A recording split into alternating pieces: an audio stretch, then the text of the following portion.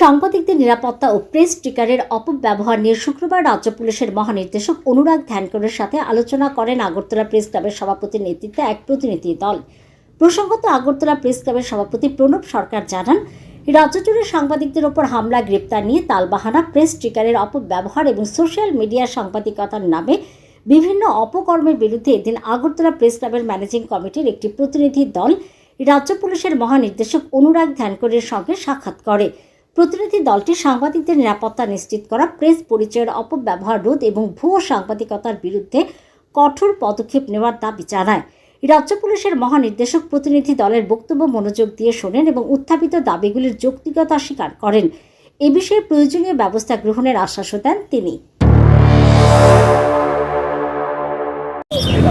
আজকে আমরা মূলত প্রেস ক্লাবের ম্যানেজিং কমিটি এবং জেনারেল বডিতে আলোচনা হয়েছে। সিদ্ধান্ত অনুযায়ী আজকে আমরা রাজ্য পুলিশের মহানির্দেশক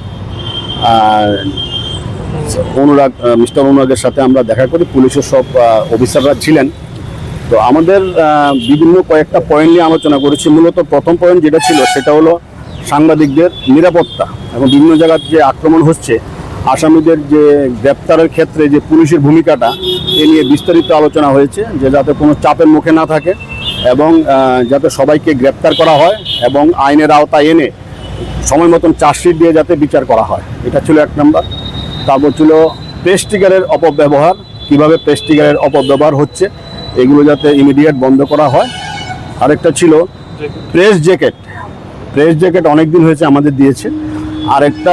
আরেক দফা যাতে প্রেস জ্যাকেট সব সিজনে ব্যবহার করার মতো একটু প্রেস জ্যাকেট যাতে পুলিশ তৈরি করে দেয়, এ ব্যাপারে কথা হয়েছে।